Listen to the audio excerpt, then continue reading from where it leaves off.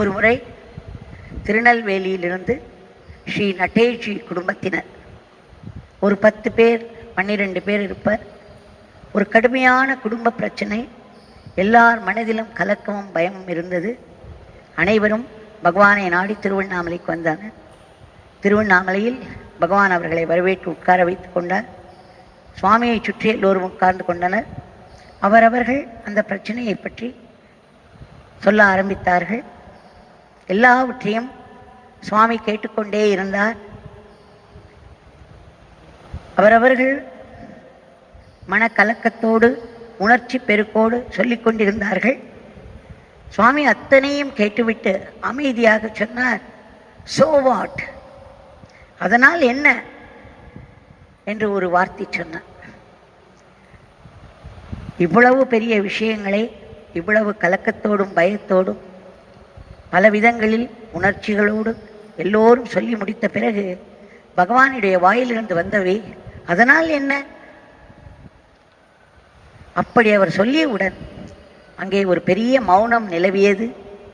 அந்த மௌனத்தில் அவர்கள் அனைவரும் பல விஷயங்களை உணர்ந்தனர்.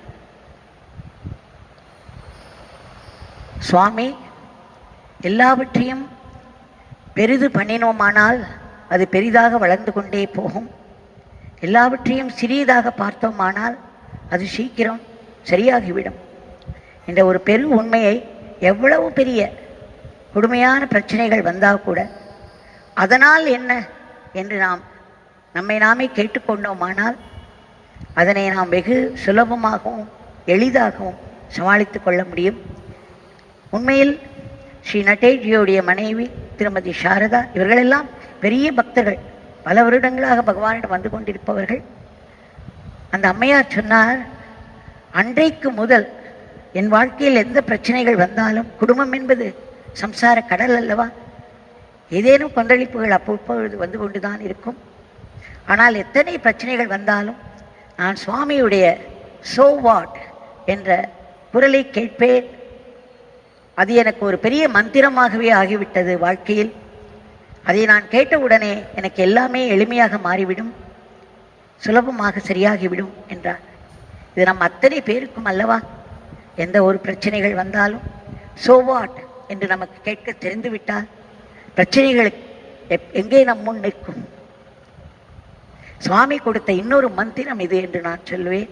அப்படித்தான் ஸ்ரீமதி சாரதா அம்மையார் சொன்னார்கள். அவர்கள் சொன்ன விதம் மிகவும் அழகாக இருந்தது. இதை நாமும் ஏற்றுக்கொள்வோம், நம் அனைவருக்கும் சொன்னதாக. இன்னொரு முறை வில்லிவாக்கம் திரு ஸ்ரீனிவாசன் அவர்கள் பகவானுடைய ஆசிரமத்திற்கு வந்தவர்கள் வெறுங்கையோடு திரும்ப மாட்டார்கள் என்பதை கேள்வியுற்றார். இது 2010 வருடம் என்று நினைக்கிறேன். ஒரு 10 வருஷங்களுக்கு முன்னால் நடந்த ஞாபகம். அவர் பின்னால் இதை எங்களுக்கு சொன்னார். இது எப்படி யோகிராம் சரத்குமார் ஆசிரமத்துக்கு வருபவர்கள் வெறுங்கையோடு திரும்ப மாட்டார்கள் என்பதை அவர் சற்று பிசிக்கலாக லிட்ரலாக எடுத்துக்கொண்டார்.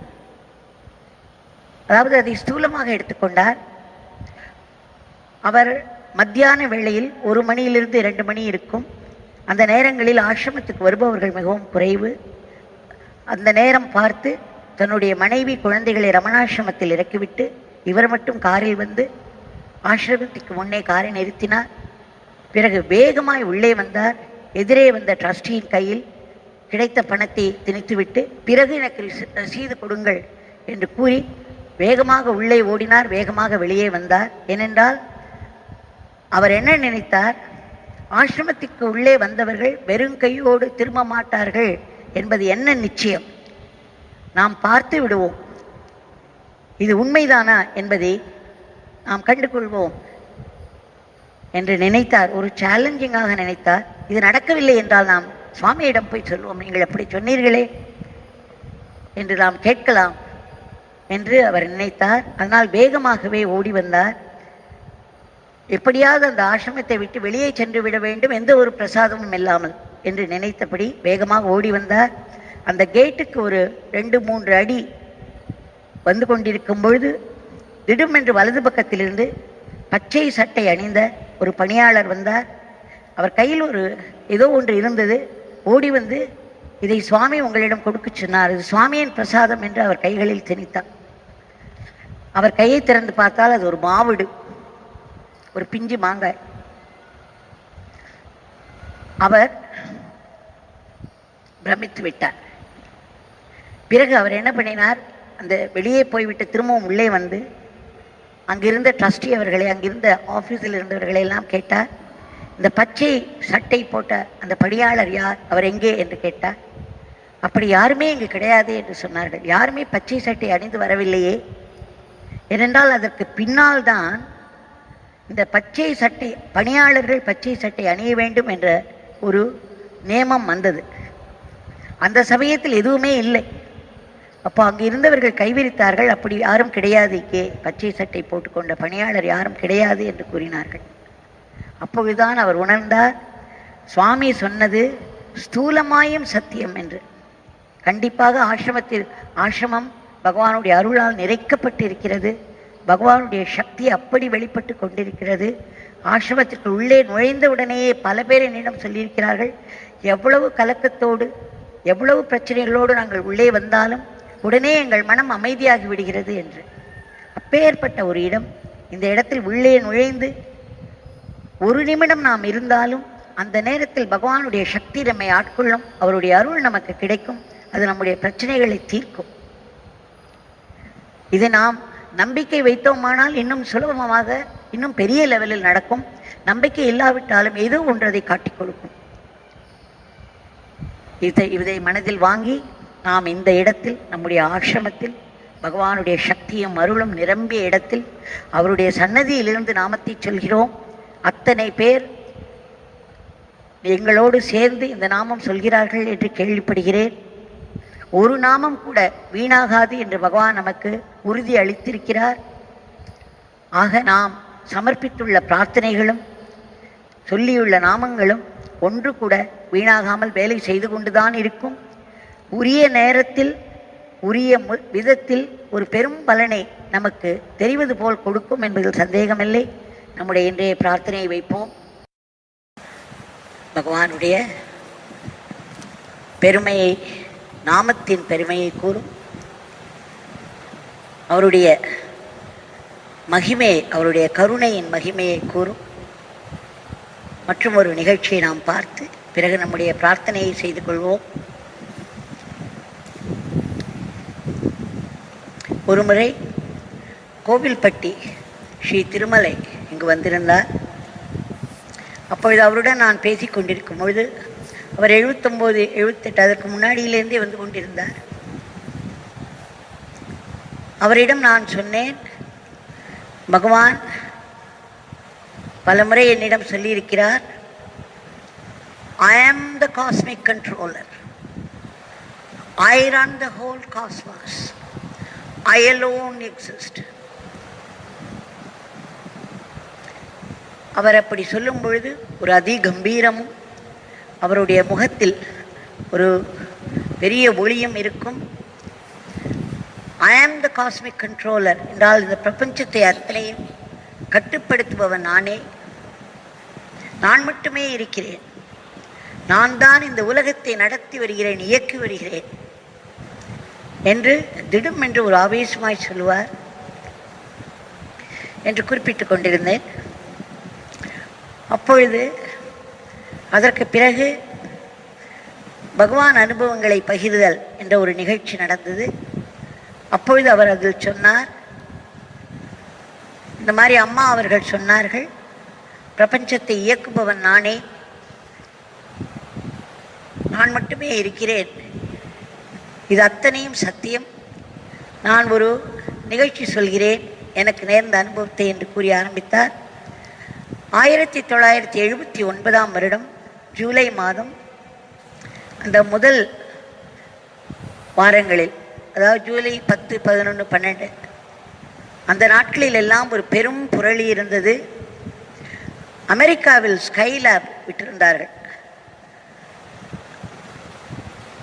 அந்த ஸ்கைலேப் விழும் நிலையில் இருந்தது, அதனுடைய ஆர்பிட்டில் இருந்து கீழே விழும் நிலையில் இருந்தது. அப்பொழுது என்ன புரளி என்றால், அது நேராக சென்னை மேல் விழவிருக்கிறது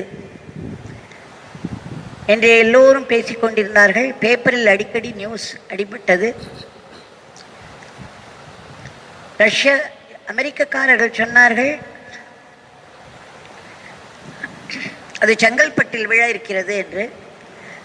ரஷ்யர்கள் சொன்னார்கள் 800க்கு சற்று வடக்கே அது விழ இருக்கிறது என்று சொன்னார்கள்.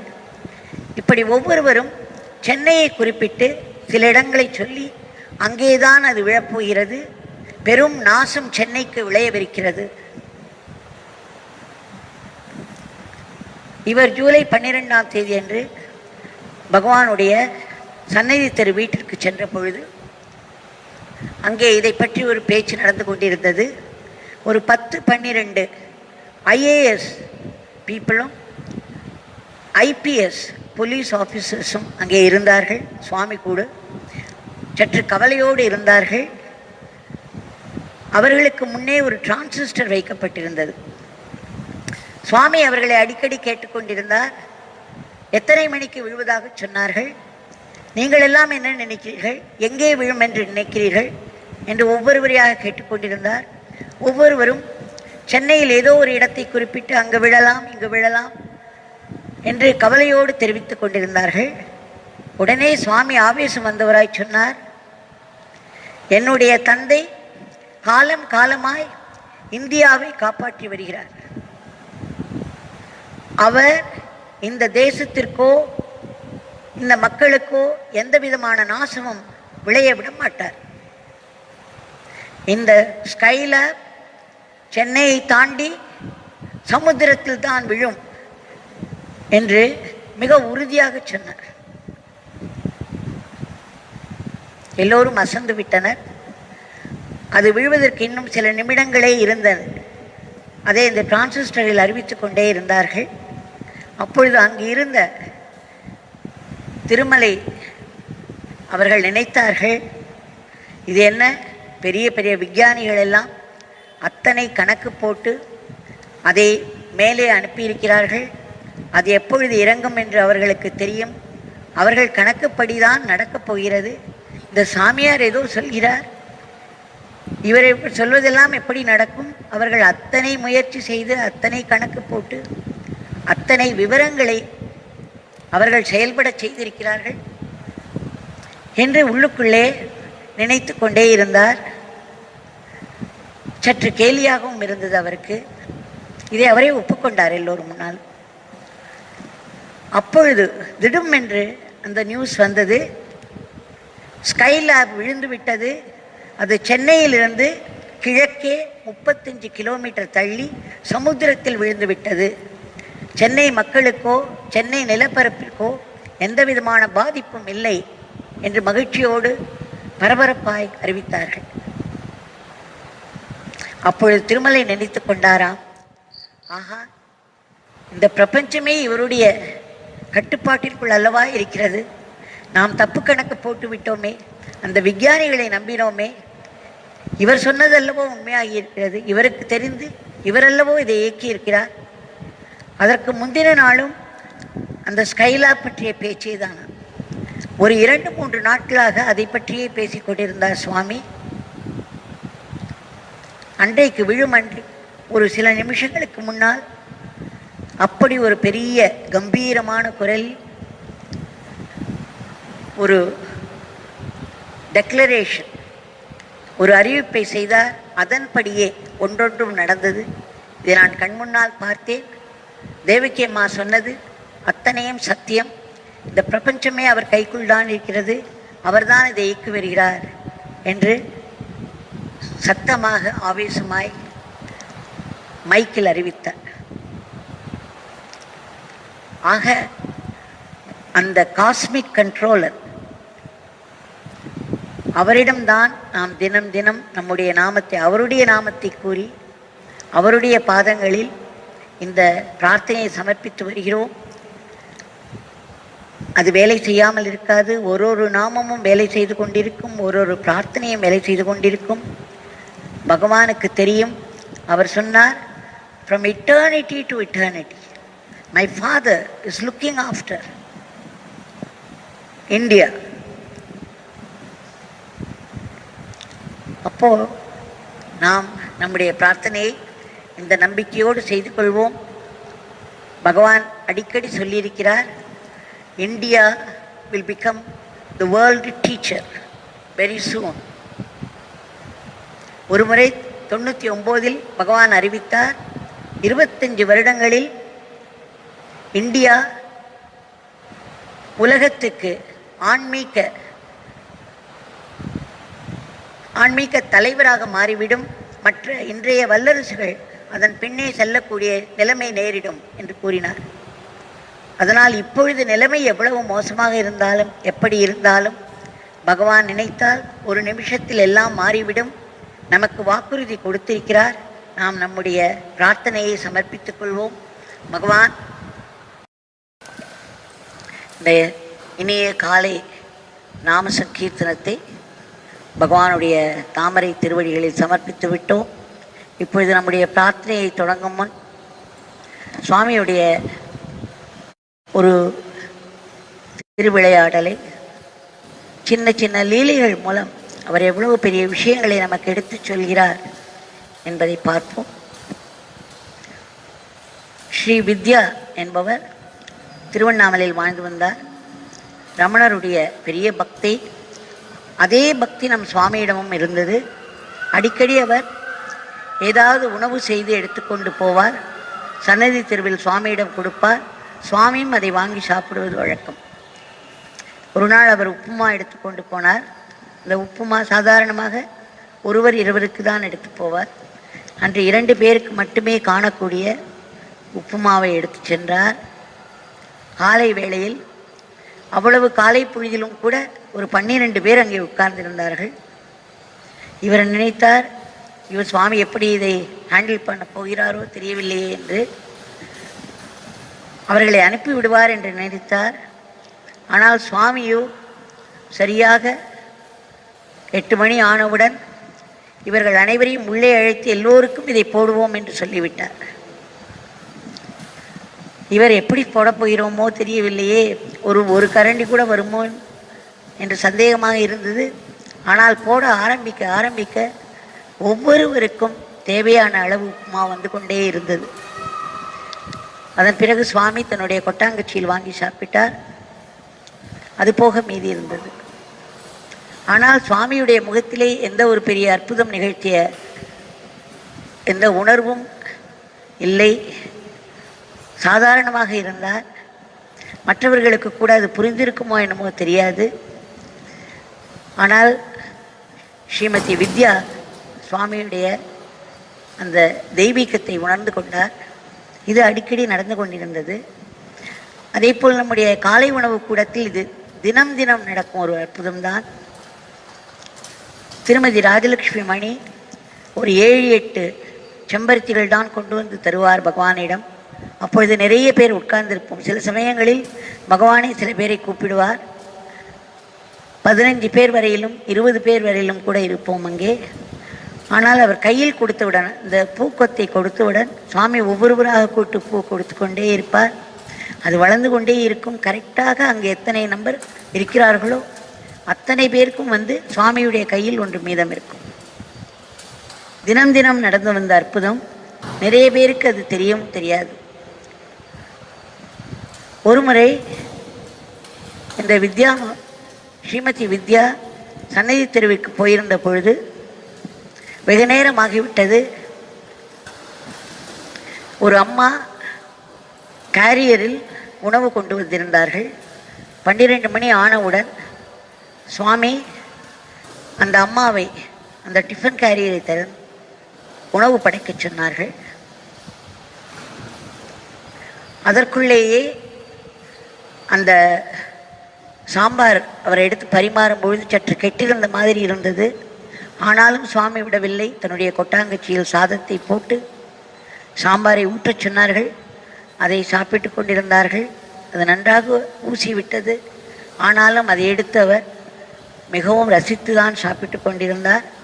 அதன் பிறகு அந்த அம்மாவிடம் சொன்னார், அந்த வேறு என்ன கொண்டு வந்திருக்கிறாய்? பாயசம் கொண்டு வந்திருக்கிறேன். அந்த பாயசத்தை அதன் மேலேயே ஊற்றச் சொன்னார், அந்த சாம்பாரின் மேலேயே.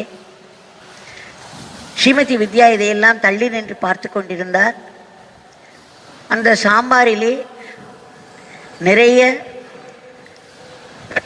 அந்த பாயசத்திலே நிறைய முந்திரி பருப்புகள் மிதந்து கொண்டிருந்தன.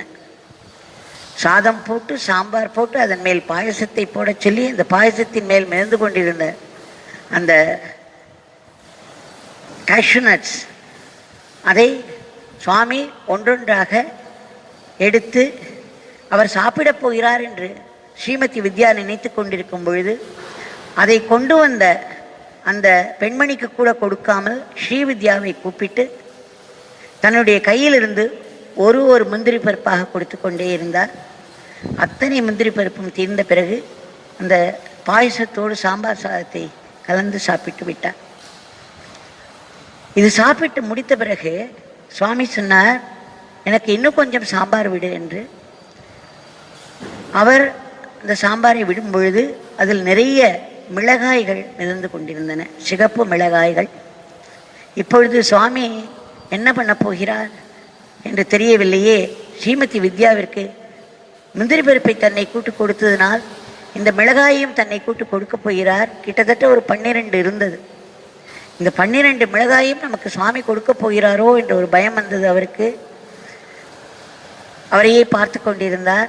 ஆனால் சுவாமி ஒரு மிளகாயாய் எடுத்து தன் வாயில் போட்டு கொண்டிருந்தார். அந்த 13 மிளகாயையும் அவரே சாப்பிட்டு விட்டார். ஸ்ரீமதி வித்யாவிற்கு புரிந்தது, இது ஏதோ சுவாமி தனக்கு இந்த லீலை மூலம் எதையோ ஒரு பெரிய விஷயத்தை உணர்த்துகிறார் என்று. அப்புறம் அவர் நிறைய பிரச்சனைகளோடு சுவாமியிடம் வந்திருந்தார். அந்த பிரச்சனைகள் எல்லாம் இதை பார்க்க பார்க்க பார்க்க மனதிற்கு ஒரு அமைதி திரும்ப அவையெல்லாம் மிகவும் லேசாக தெரிந்தன. அதன் பின்பு அவருக்கு பளிச்சென்று ஒரு உண்மைப்பட்டது. சுவாமியிடம் வருபவர்கள் அத்தனை பேரிடமும் இருக்கக்கூடிய மிளகாய்களை எல்லாம் அவர் எடுத்து சாப்பிடுகிறார், வரும் பக்தர்களுக்கு முந்திரி பருப்பையே வழங்குகிறார் என்ற உண்மை. இதை சிம்பாலிக்காக சுவாமி அன்றைக்கு ஒரு லீலை மூலம் தனக்கு நடத்தி காட்டியதாக உணர்ந்தார். இங்கு வந்த பொழுது என்னிடம் சொல்லி சொல்லி மாய்ந்து போனார். அத்தனை 13 மிளகாயையும் அவர் சாப்பிட்டு விட்டார். இதுதான் நமக்கு சுவாமி எப்பொழுதும் செய்து கொண்டிருக்கும் லீலை.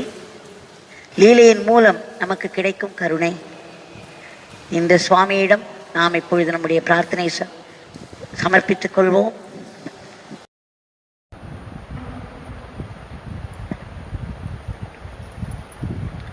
இந்த மாலை நேரத்தில் பகவானுடைய திவ்ய நாம சங்கீர்த்தனத்தை அவருடைய பாதத்தில் அர்ப்பணித்து விட்டோம். நம்முடைய பிரார்த்தனையை நாம் தொடங்கும் முன்பு ஒரு உயர்ந்த உண்மைகளை கூறக்கூடிய ஒரு சிறிய நிகழ்ச்சியை நாம் பார்ப்போம். நேற்றைக்கு நான் சொன்னேன், பகவான் தன்னை பிரபஞ்சத்தை கட்டுப்படுத்தும் கண்ட்ரோலர், ஐ ஆம் த காஸ்மிக் கண்ட்ரோலர்.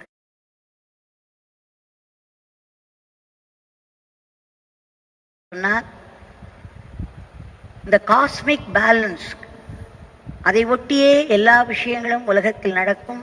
நடப்பவை எல்லாம் அனைத்தும் இறைவனுடைய சித்தத்தினாலேயே என்பதை பார்த்தோம். அடிக்கடி பகவான் சொல்லிக்கொண்டே இருப்பார், நடப்பது அனைத்தும் தெய்வ சங்கல்பத்தினால் மட்டுமே, இதில் யாருமே எதற்கும் காரணம் இல்லை. தெய்வ சங்கல்பம் ஒன்றுதான் அதற்கு காரணம். அந்த தெய்வ சங்கல்பம் யார் மூலமாவது தன்னுடைய சங்கல்பத்தை நிறைவேற்றிக் கொண்டே இருக்கும். ஒவ்வொருவர் மூலமும் அதனுடைய சங்கல்பம்தான் நிறைவேறுகிறது. அதனால் தெய்வத்திடமிருந்து எது வந்தாலும் அது பர்ஃபெக்டாக இருக்கும், முழுமையாக இருக்கும். அதில் குறை ஒன்றும் இருக்காது, அது நிறைந்துதான் இருக்கும். தெய்வத்திடமிருந்து வரும் ஒன்றொன்றும் ஆசீர்வாதம் மட்டும்தான் என்று அழுத்தி அழுத்தி சொல்வார். நடப்பது அத்தனையும் நமக்கு தேவையானது, அதனாலேயே நடக்கிறது. அது தெய்வ சங்கல்பத்தினாலேயே நடக்கிறது. அந்த நடப்பவை அனைத்தும் நிறைவானதே, குறையொன்றும் இல்லை என்று கூறிக்கொண்டே இருப்பார்.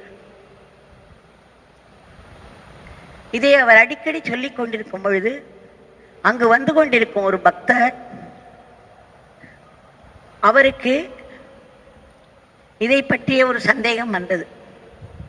உலகாயுதமாக வாழும் எல்லோருக்குமே இந்த சந்தேகம் வரும். இது எப்படி நடப்பதெல்லாம் பர்ஃபெக்ட் என்று பகவான் சொல்கிறார், தெய்வ சங்கல்பம் என்று சொல்கிறார்.